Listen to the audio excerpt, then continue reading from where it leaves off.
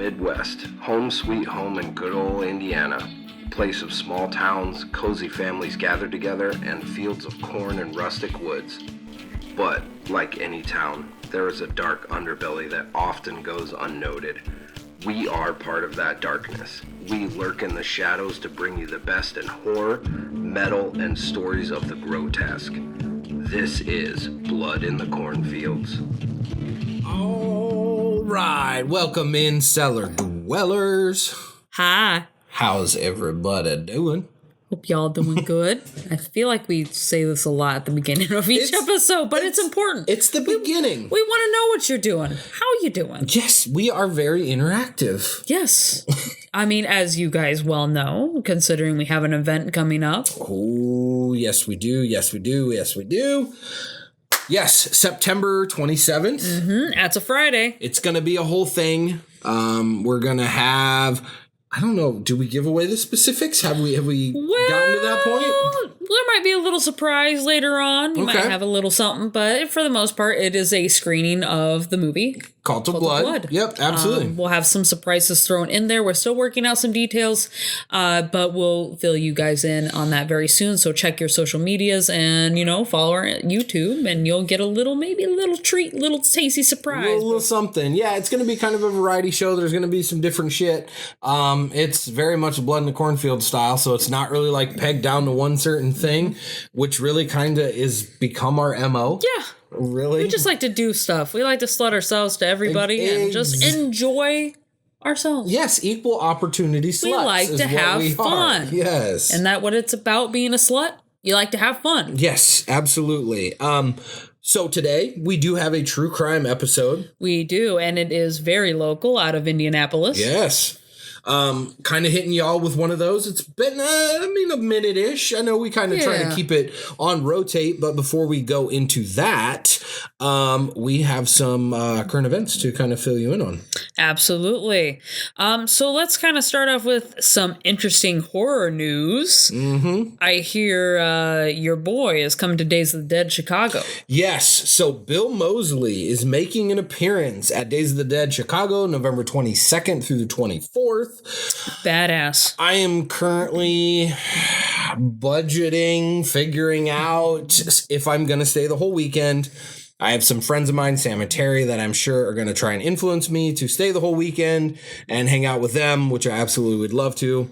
I don't know yet. Because we've got so many things coming up, and there's a lot. Like, this is my time of the year that, like, at any given moment, I may walk into a fucking store and drop $150 I was not expecting to. Accurate. Yeah. So I gotta kind of be aware of that. You got like places like fucking Walmart of all places, Home Goods, Target. Dude, Walmart had the 50th anniversary of the two versions of Leatherface that I had posted on my Instagram. They're Toonie Tears. That's cool. You know how I fucking love Toonie Tears. Mm-hmm. I've almost got my whole perimeter of my room done. All Toonie Tears. But they had the 50th anniversary that we have going on with Leatherface. They have the pretty girl Toonie Tear. Mm-hmm. And then they have the original Leatherface, but it has blood on his apron in this one. Ooh. So they had the original format Toonie Tear where it's in the blue packaging and shit. And then now they have the special 50th anniversary where it's brown and kind of different color. Cool.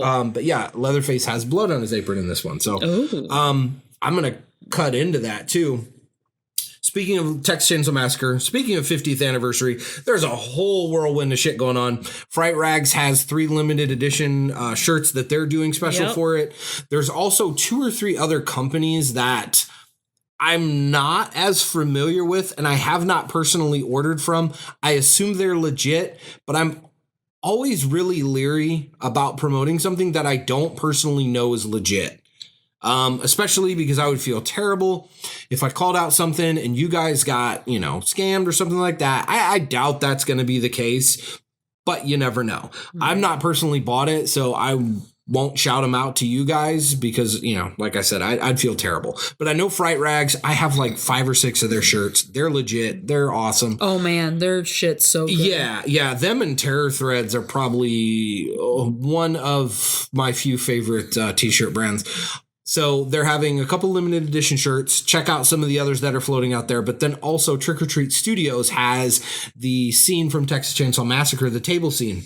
That's fucking badass. Yeah, so you can actually buy that. You have the table. There's food that's on the table. It has Sally. It has Bubba. It has Grandpa. It has Drayton. And it also has Nubbins, Hitchhiker. That is so cool. I know. And it's like the table scene before she busts out the window and runs and encounters, the truck driver and stuff. So that's only $70, my understanding. I think it's still in pre-order status. One of those other things that I just haven't gotten around to, and I know I'm going to be sad because it's probably going to be sold out. And then the last thing before I kick it over to you, Ivy, just found out from your husband. Yeah. And I'm assuming he's right. And I'm thinking I'm wrong with this. And he will update if he is now wrong and I'm right. I know that's right. confusing.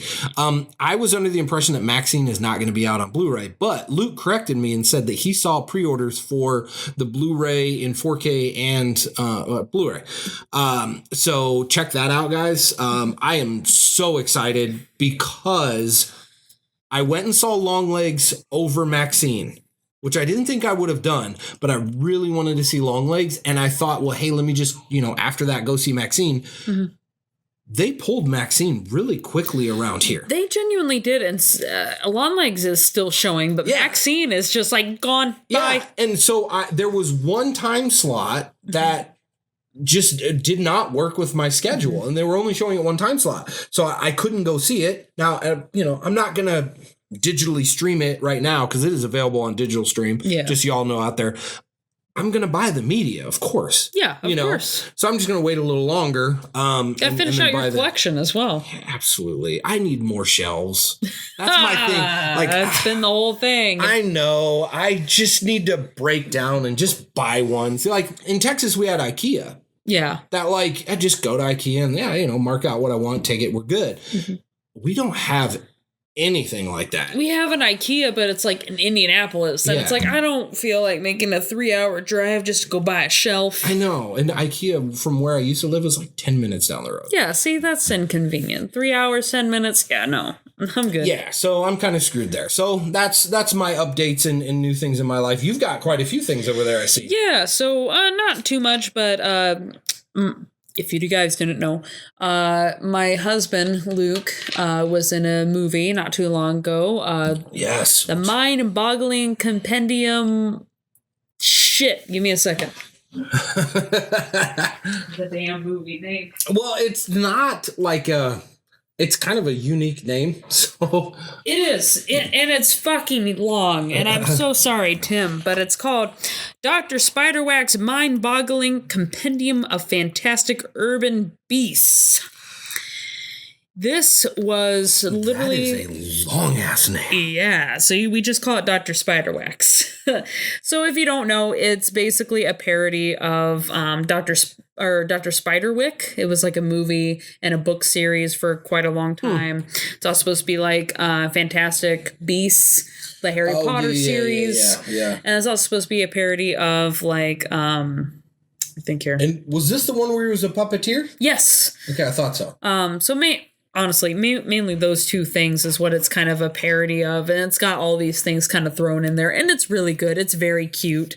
I always love to toot my own horn, but Luke did a great job in it. He is one of the main characters. It was fantastic working with Lucas because he had that snide humor that he was able to bring to Hogsworth, and it was really, really great that way to just get those one-off quips. That's some change, sir. Don't touch him. You don't know where he's been. Oh, bollocks, I'm from Neverland. More like never wash. And it actually won Best Fan Film at Gen Con in Indianapolis this year. That's awesome. But this literally was the production out of hell. Like, they went through a lot of shit just to get this movie done. Yeah. It was like 4 or 5 years in the making, and it survived through COVID on top of that, and a fire that literally burnt down one of their sets and almost destroyed all their props. That's inconvenient. Yeah, like, like the old Fun Effects? Yeah.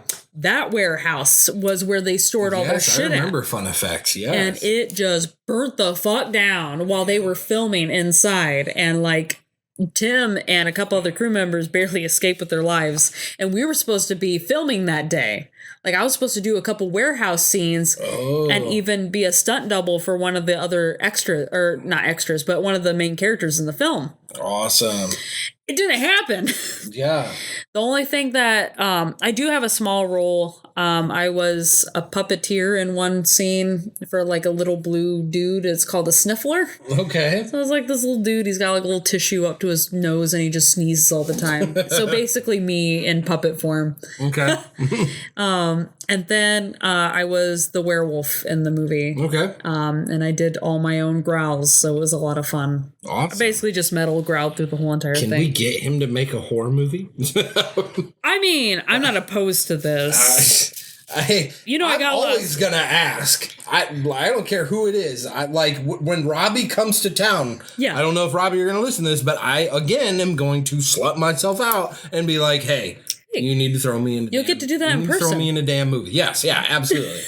Absolutely. So yeah, good job to them. Good job to my husband. Good job to everybody, cast, crew, everybody, because they did an amazing job with that movie. And the fact that you even got a movie made and off the ground, fucking cool. Absolutely. That's an accomplishment in and of itself.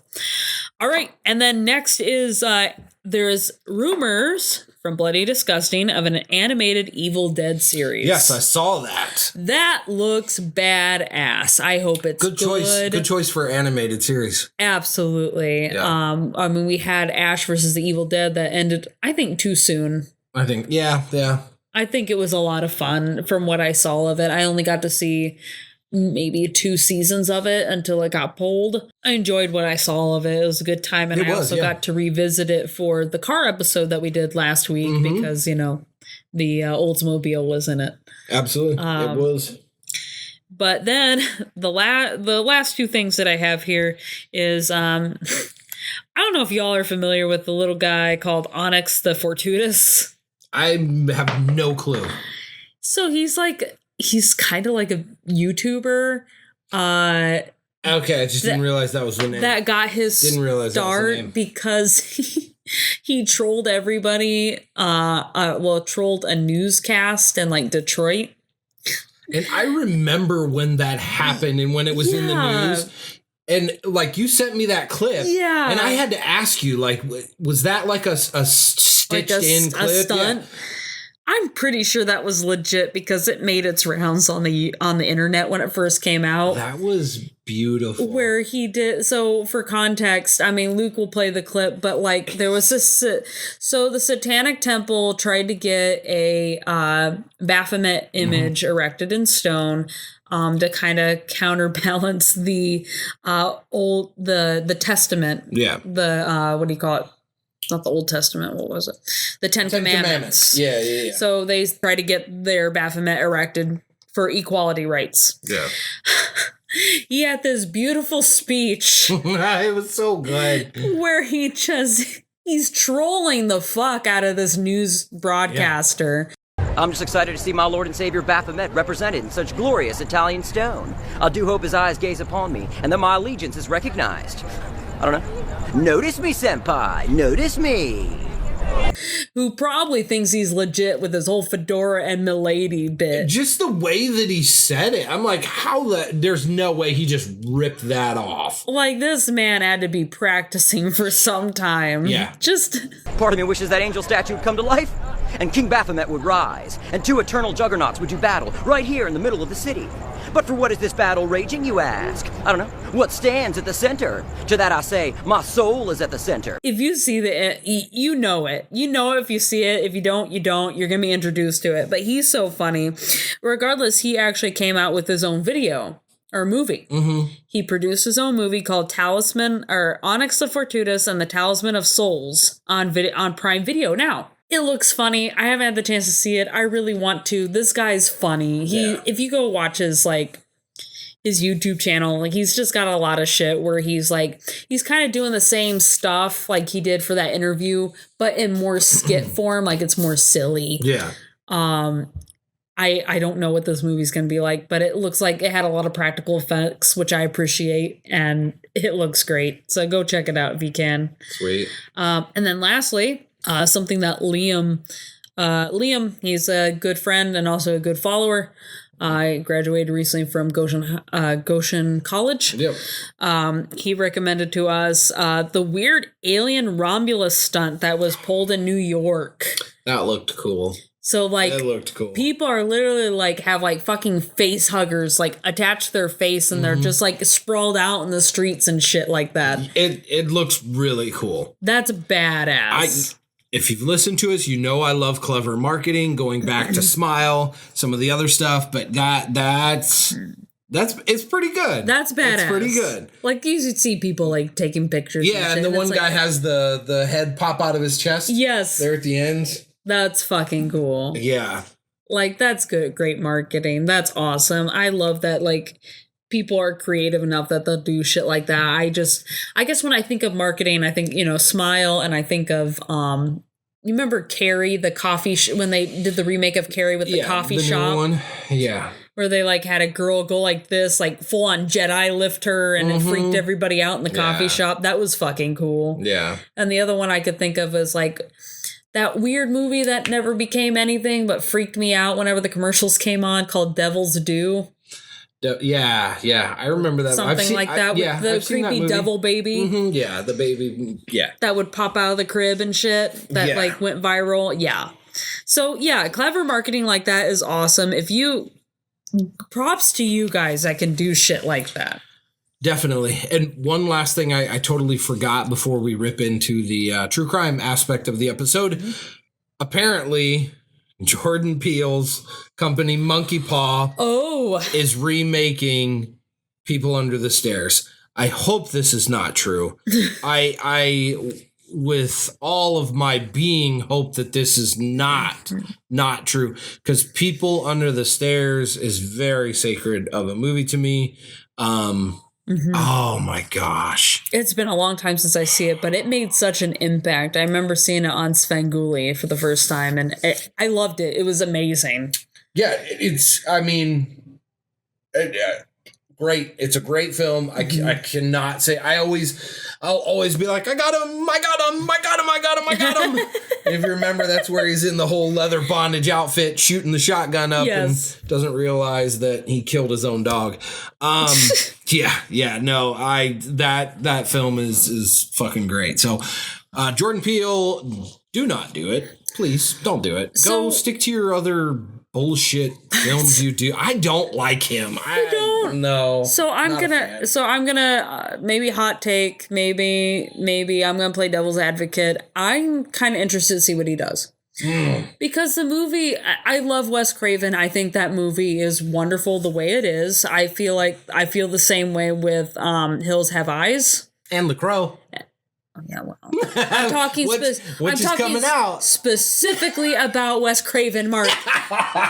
We'll get to The Crow later. I have to throw a jab every time I can. Oh God. So, like, I understand those movies are fine. Don't touch them. They're fine. But Peele as a black man has a lot to say.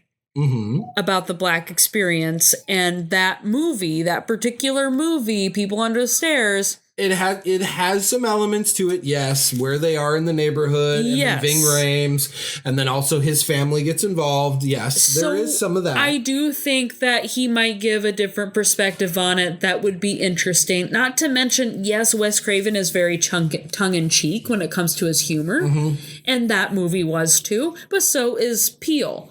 Peele has some really good funny humor in a lot of his horror movies. I mean, hell, you have a fucking movie called Nope. Nope, yeah. Yeah, which I didn't see that one, so I don't know. Wasn't really the biggest fan of that one. But like I said, I'm not really much a Peele fan anyway. But I mean, yeah, I just don't like what he did to Candyman. He barely he was just a producer on it. He didn't do anything to it. I thought he directed it. Well, let's double check. I don't know. But anyway, I didn't like what the hell they did to Candyman. And Candyman has kind of the same little backstory.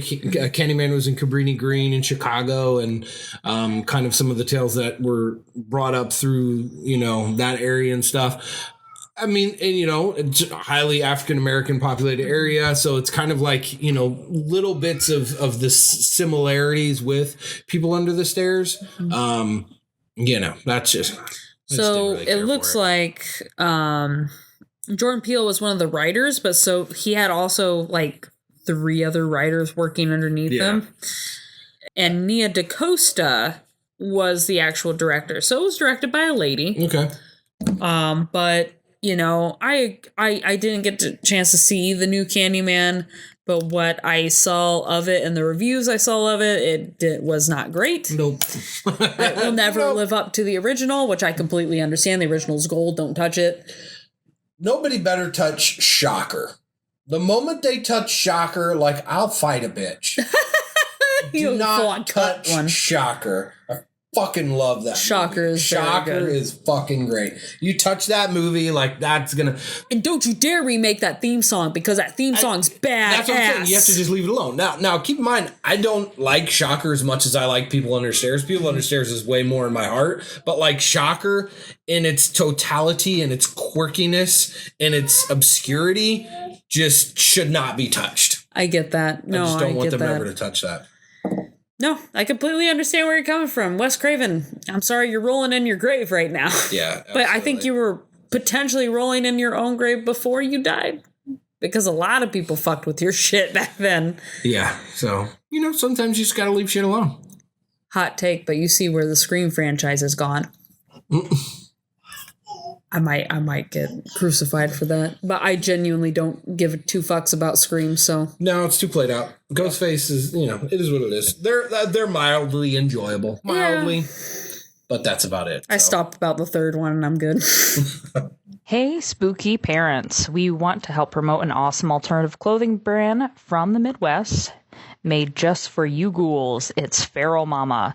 The brand was started by Gretchen, a mother of 4 living in Cleveland, Ohio, who is a trained doula and has a passion for supporting motherhood and other mothers who are struggling with mental illness, postpartum depression, and mothers who are struggling to find a support group for other alternative mothers. Since she started her business, she has found an awesome community that has supported her through thick and thin. We support her on this mission as parents ourselves. Feral Mama has lots of comfy t-shirts with spooky designs for mostly mamas, but also some unisex options are available for any of you papas or caregivers out there.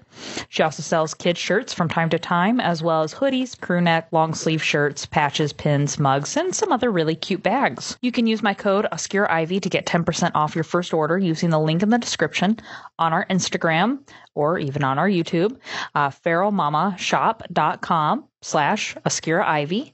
That's feralmamashop.com/OscureIvy. By supporting her, you will also be helping us continue to do what we do. It can take anywhere between 14 to 21 business days to receive your order, but remember, she is only one person.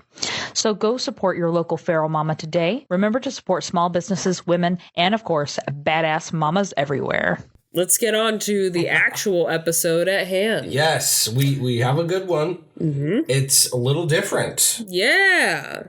It is a new true crime. Woo! So, Ivy's presenting them. I am this time around, so, I'm not as great as Mark, but this is this particular case is interesting just because I stumbled across it by accident. I'm like, oh, this is something we need to share in the podcast. And also with your background of working with troubled teens and stuff like that, I think would be interesting to hear your thoughts on some of this incident and mess that has happened. I'll definitely chime in. So, our story begins on Friday, April 15th in 2021. So pretty recent. Very recent in Indianapolis. Okay.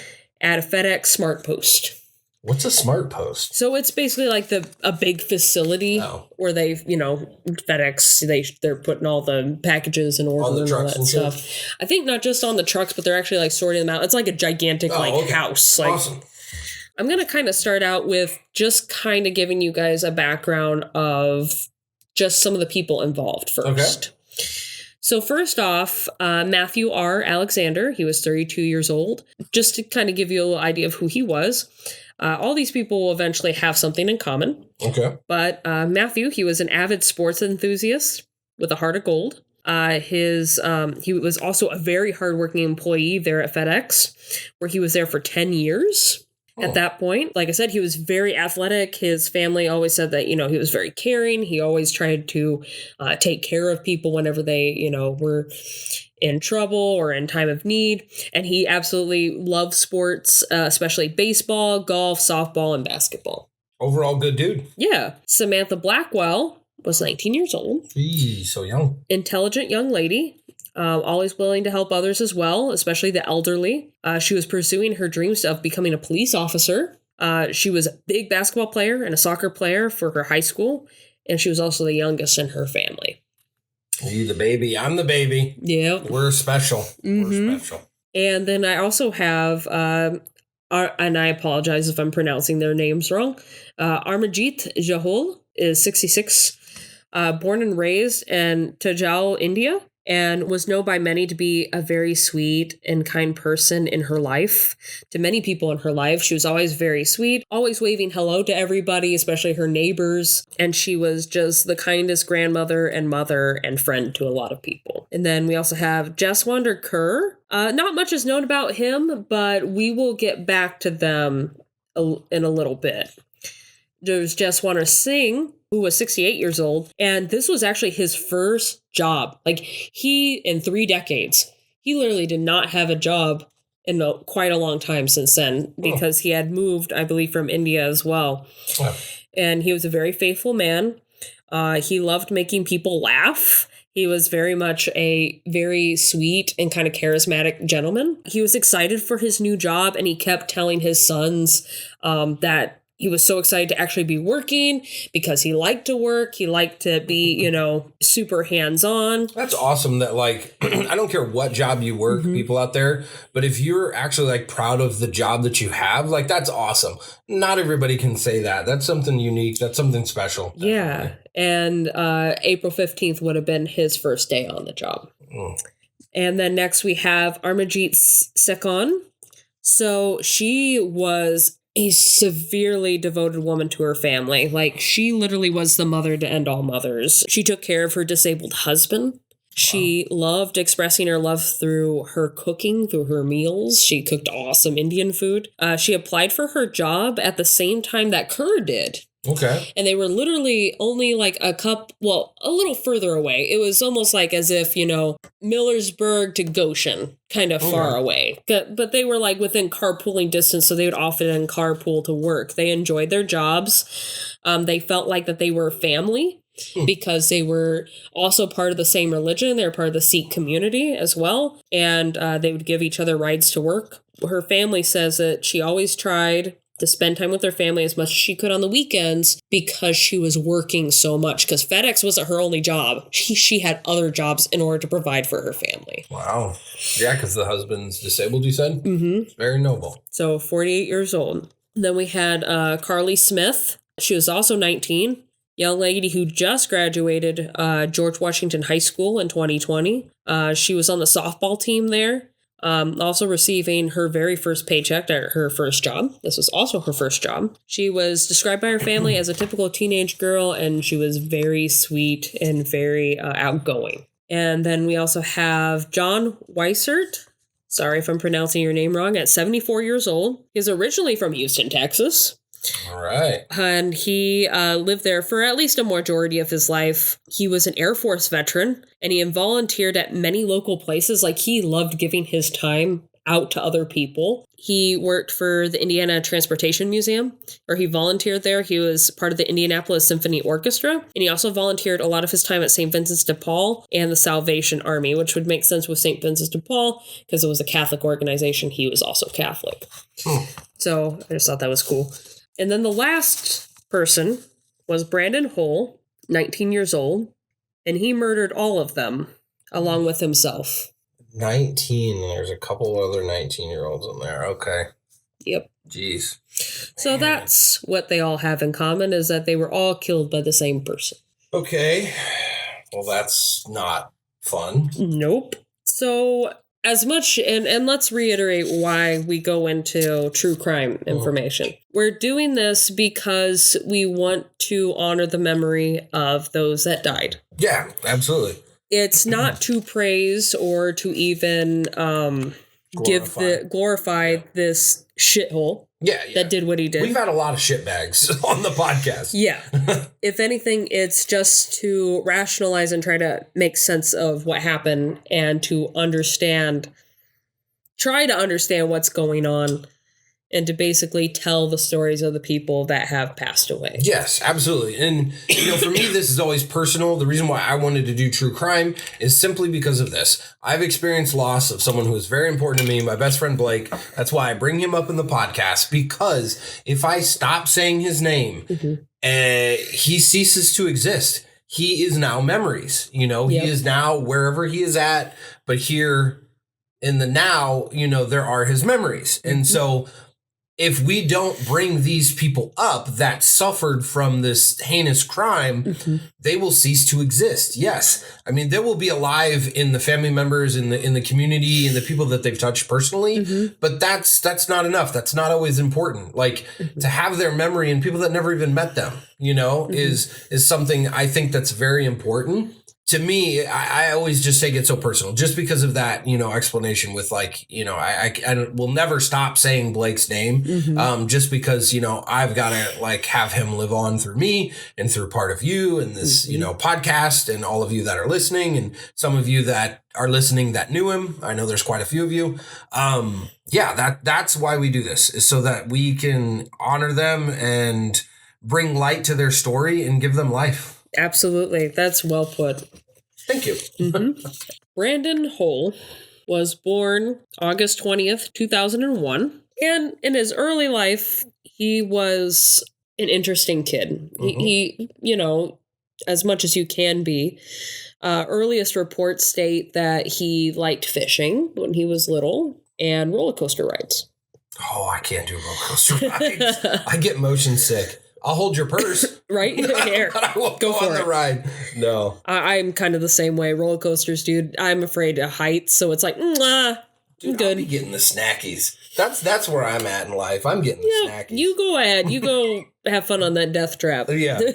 So at age 3 in 2004, his life kind of flipped upside down, even though he was already kind of experiencing anxiety issues. I don't know if it was separation anxiety or what it was. And he was even reportedly suffering from OCD as well, even that young. Okay. So in 2004, his parents divorced. Prior to the divorce, his father told his mother, "I will kill myself if you do this." Like leave him? Yeah. Okay. Yeah. So I will kill myself if I do this. That's never healthy. And she, she took that risk. She knew that there was already a lot of mental instability in her family, or at least in that side of the family as well as hers. There was already kind of a history of that. And unfortunately, he killed himself.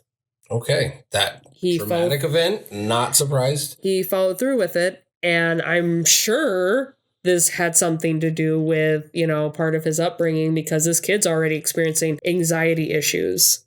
Yeah. So with a lot of the children that I've met that have done some pretty, I don't even know how to describe it, some pretty catastrophic things, there's always an early trauma. There's always some sort of, and it's not usually little. Yeah. I'm curious to see what else is going to go on, because usually in cases like this, where someone does something that's so cruel or so over the top that your normal person wouldn't do, it's early childhood trauma, usually centered around the parents. There's usually some sort of environment issues, whether they grew up in a shitty neighborhood or that sort of thing. And then there's usually mental issues that kind of coexist. And usually when you get all three of those, it's usually a recipe for disaster. And I don't mean to break topic, but also at the same time, I keep going back to this news story that I heard recently came out of Mishawaka, where a man had a 3-year-old boy in his arms and tried to jump off a bridge. Like I'm talking like an overpass or something type of bridge. You are a special piece of shit. Yeah. If you try to, a 3-year-old, there was also a baby in the car, the parked vehicle.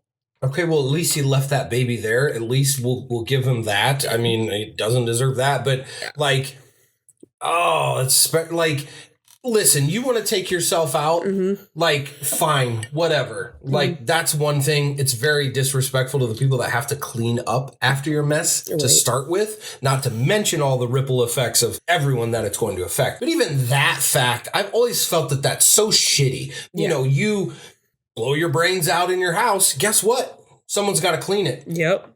And it usually falls on the owner of the house because the police do not have to clean that. Well, and that's where we usually come in because we'll try to help, or we also know people. We have cleaners that we can send out there. You know, so that's good. You guys are nice. I don't think that I don't think that always happens. We try. But you know what I'm saying. But anyway, to get back on topic, like, my gosh, what a world-class piece of shit. To actually try to kill a 3-year-old with you that absolutely has nothing to do has with no idea anything. what the fuck's going on because this is somebody he's supposed to trust. Luckily, that 3-year-old survived, but it made me think about what's his life going to be like after this. Is he going to remember all this? It's hard to say. So I believe in energy.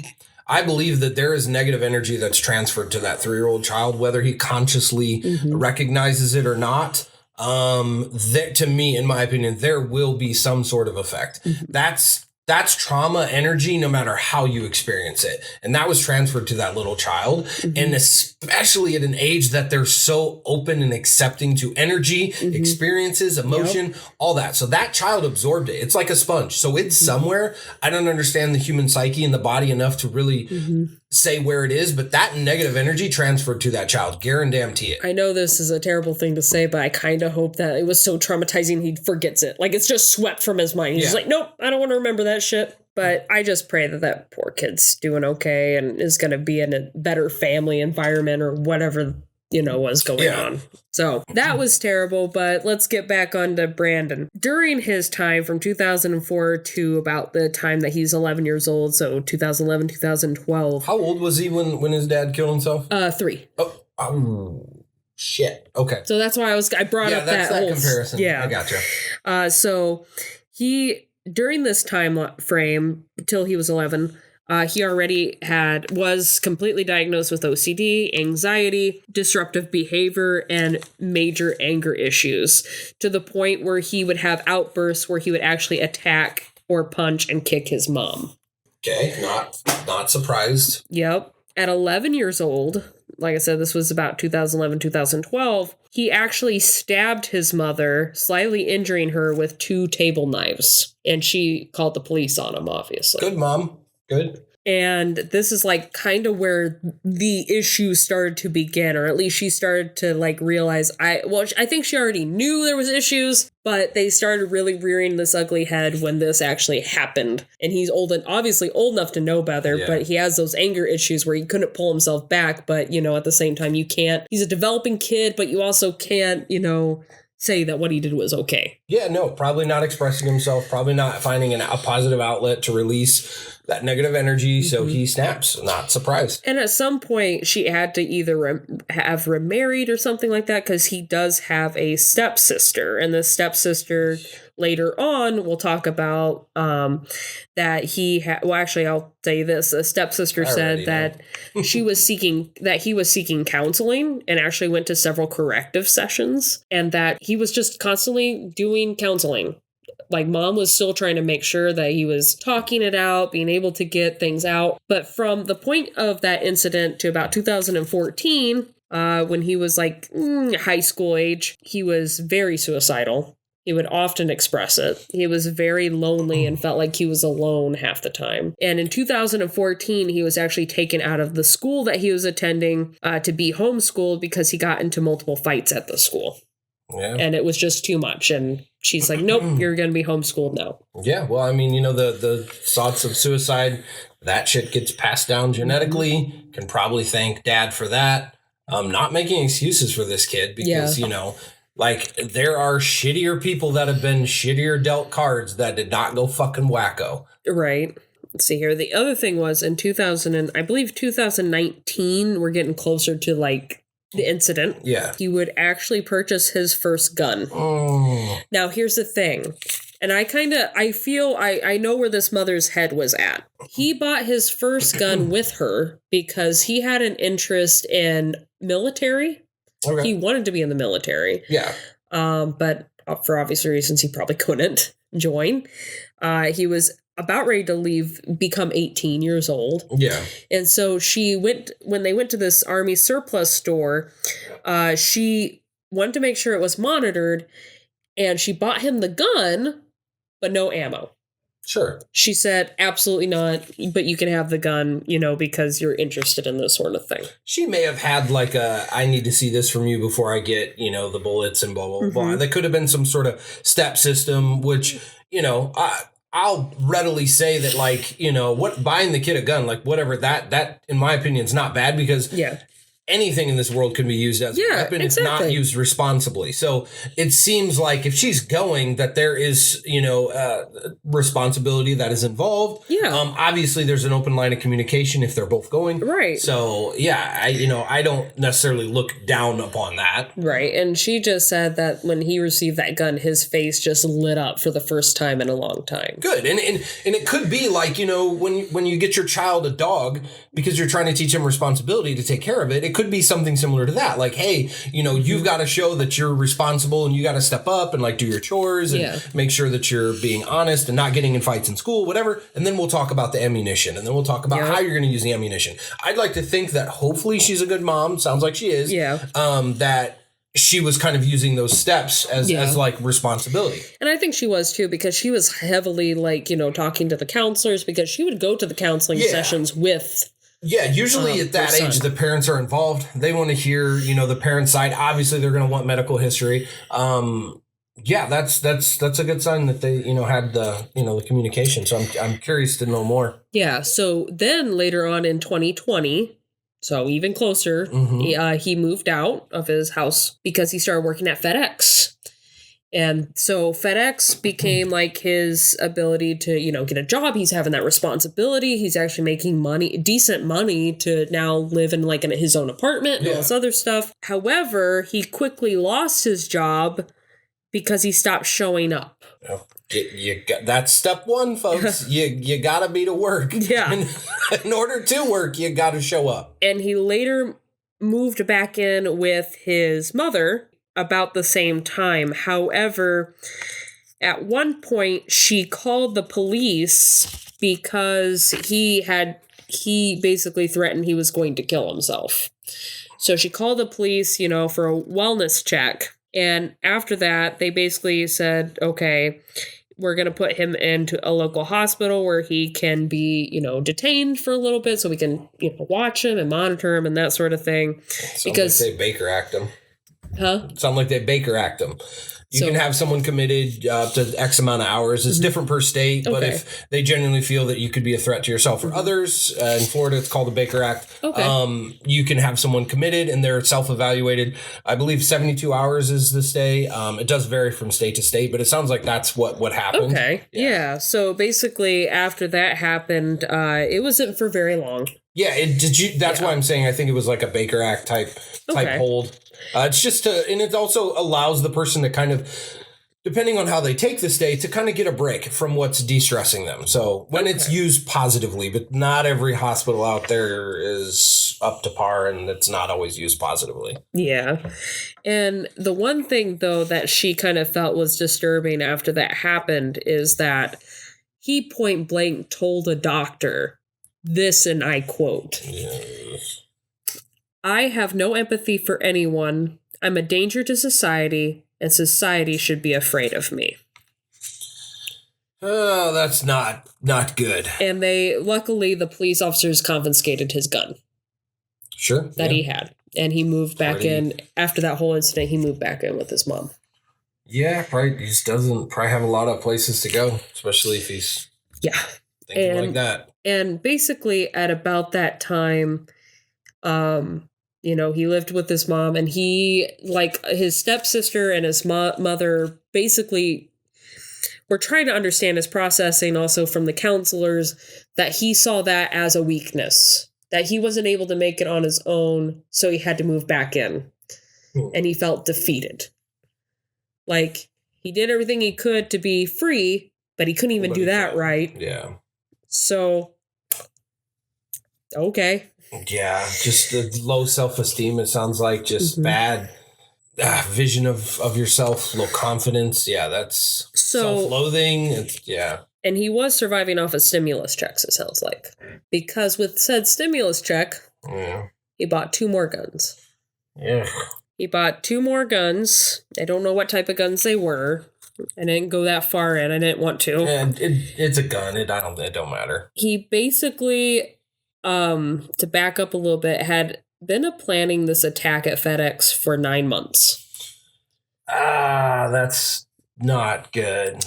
Police 9 months. 9 months. Police later found, looking into his his old stuff, that, and this was after the incident happened, that he was looking at mass shooting information. Yeah. He was looking up white supremacy stuff, mostly Nazi propaganda in World War II. Boy, he's a peach. And this was they did say that some of this stuff was also found when they had detained him the first time, when he was like a threat to himself. And they said, like, at that time it was only like literally like 4% of his search engine. But still, hell, if that's the shit that he has in his mind. Well, the downside of that is you kind of get into freedom of speech and all that, sort of like your privacy. And that's where things get muddled and get murky and stuff like that. That's where it really kind of sucks. And we don't live in Minority Report, so we can't predict crimes that are, going to be happening and then go backwards and be like, hey, you can't do that. So that's, Right. Yeah. He later basically didn't necessarily say this. However, police basically kind of saw this based on the evidence that was given to them by his mother and the counselors and all that. He basically did this shooting not because he actually had targeted victims. No, they said it was specifically because it was basically not to right an injustice, but because he was familiar with the pattern of activity at that FedEx that he worked at. He was familiar with everything, and he wanted to experience killing somebody. Wow. Like, that was one thing he wanted to fulfill. Oh my gosh. That's the stuff nightmares are made out of. Someone who just wants to kill just to feel the experience. Mm-hmm. A lot of times it's a power thing. A lot of times it's power. A lot of times it's when you're a sociopath and you do not feel empathy, they're like, well, hey, how far can I go without feeling any empathy? Let me keep pushing the dial and blah, blah, blah. Mm-hmm. And that's why you'll see like a lot of animal mutilation. Mm-hmm. Also, it's a power trip. But then, sociopaths are a different breed. Mm-hmm. It's scary, but not all sociopaths are bad. Mm-hmm. A lot of people in very high important positions are sociopaths because they can make like that snap quick decision to lay off 50,000 people and then go to bed the next night. Yeah. That's so terrifying to hear, just because he don't give a fuck. He don't give a fuck with your age. He don't care what your sex is, your race. Race, it sounds like he might have cared, but still, like that. Yeah, he basically, and also the FBI agent that was on the case, Paul Keenan, basically said this too, that this was basically to demonstrate his masculinity and capability while fulfilling the final desire, obviously, to kill people. And yeah, that was basically it. That was something that he wanted to do. That's what he did. He had been playing this for 9 months. He already kind of knew the ins and outs of the FedEx facility and basically just went in with his guns and just shot up a parking lot and then took himself out afterwards. So he didn't even go in the building? Nope. Thankfully. That's not a bad thing, because sounds like it was just out in the parking lot. Really? You'd think that if he spent 9 months planning it would be more in depth, Right. Which I'm thankful it wasn't. Yeah, right. That's why I was kind of shocked to hear that it went down in the parking lot. Because he didn't target one person. Like, a person out of injustice. He just probably shot who was there when he was there. Yep. Didn't matter who it was. Yep, just boop. You had people that were older, people that were younger. Man, that's what's, I don't know. That's one thing that's just so fucked up with society. You can be 19 years old, getting out of your car and just eat a bullet and done. Yeah. Lights out, end of anything. It's over with. That's insanely scary to think about. Mm-hmm. Insanely scary. And the kicker here, though, is that not kicker, but rather, it's the kicker. So this is how I discovered this. I actually discovered this whole story by accident. Yeah. Which you know a little bit about. I do.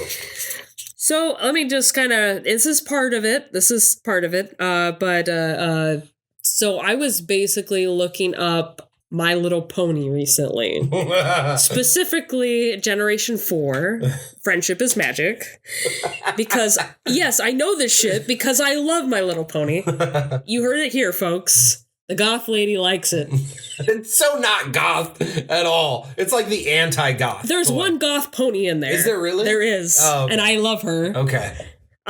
She's just a minor character, but I like her. There's also another character called Nightmare Moon, and she's like a princess, and she's awesome, and she's like the queen of the night, and I'm like, I like her too. Sweet. So basically, I was looking up because recently in TikTok and Instagram, My Little Pony has resurfaced again because they're creating like freaky alternate universes with these characters where they're being infected by a zombie disease that's like a root that's like infecting everybody. It's called the Infected AU. And I've been so deep diving into this lore and shit. Okay. And stumbled across this on a brony page. You are a brony. No, I'm a Pegasister. Oh, yeah, sorry. Brony, sorry. Bronies are dudes. Yes, bronies are dudes. Pegasisters. I've even seen the documentary. That's horrible for me to say that. I'm glad that you've seen the documentary because this dude was a brony. He had... piece of shit brony. Yes, he had My Little Pony stickers on his gun. Oh, man. And it's... One of his final posts on Facebook, like literally the day before, after he went to his last counseling session with his mom on like, I think April 14th at like 10:19 p.m. was, I hope that I can be with Applejack in the afterlife. My life has no meaning without her. What? Do you think Applejack's gonna be nice to you since you gunned down fucking people and decided to blow your brains out? Like... I'm sorry, Applejack would be highly disappointed with you, sir. Applejack is literally the element of honesty. She would be like, no.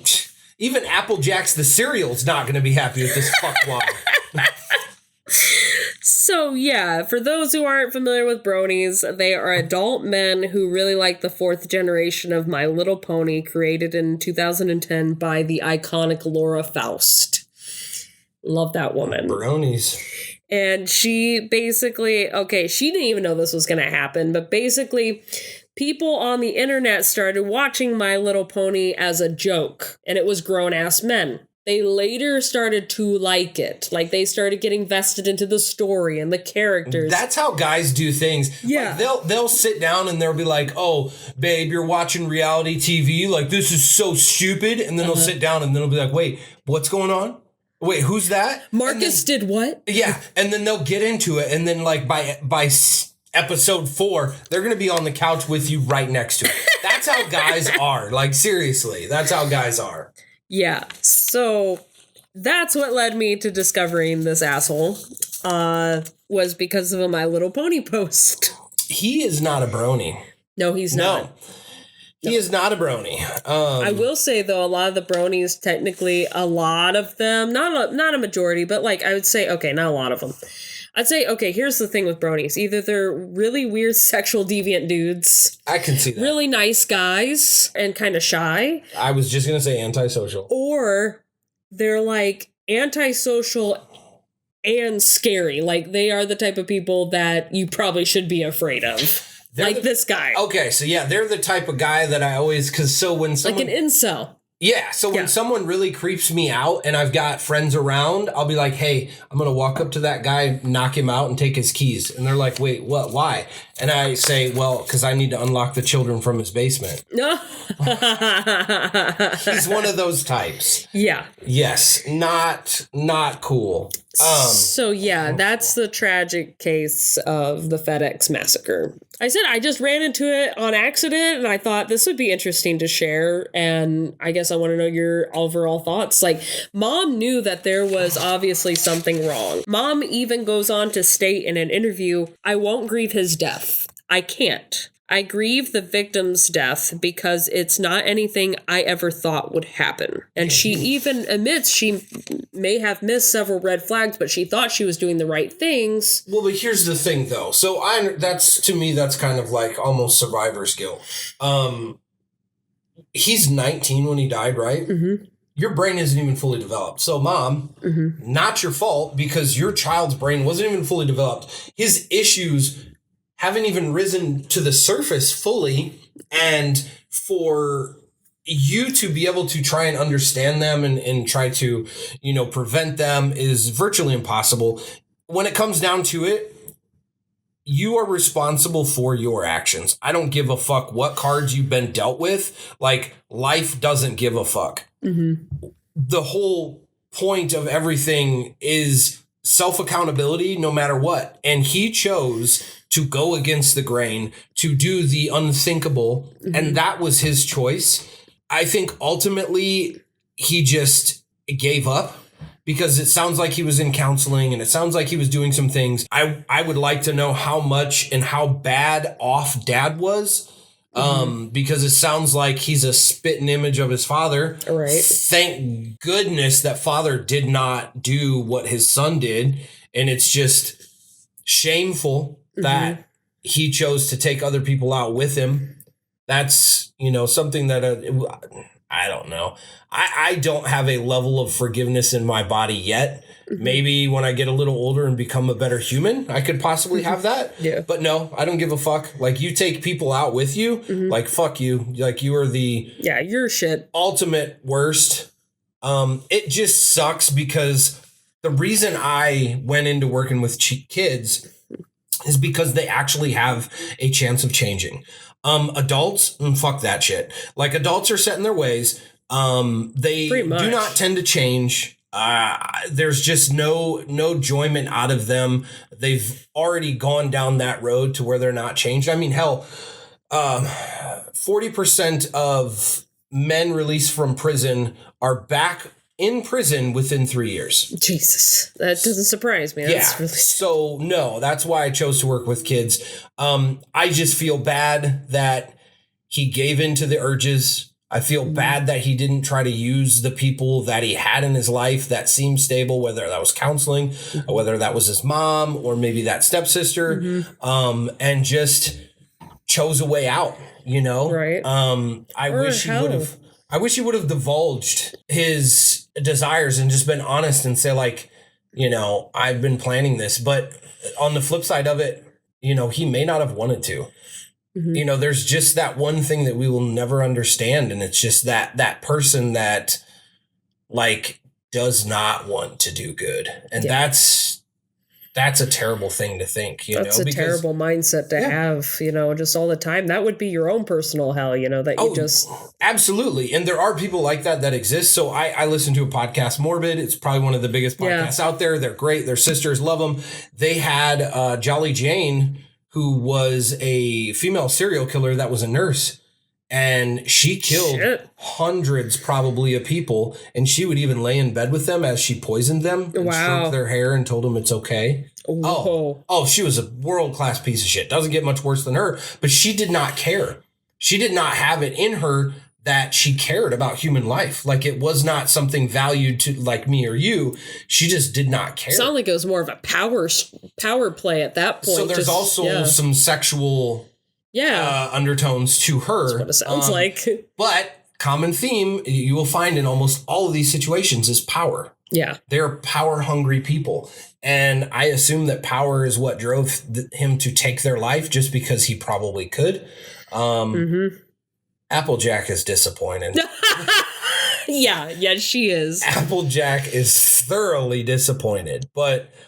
it's about the victims. This guy did what he did. And it sent that ripple effect, that energy that I talk about. Like, that's energy that's released into this world.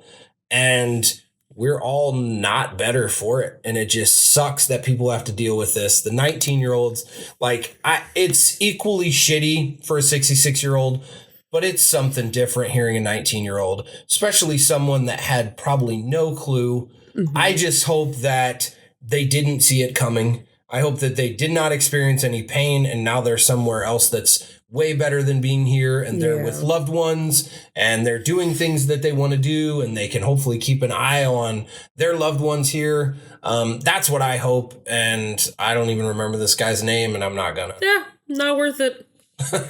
So he's the opposite. He's the one that should be forgotten. Yeah. The other victims are the ones that should be remembered. So agreed. Yep.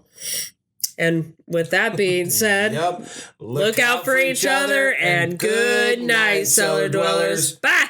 Goodbye.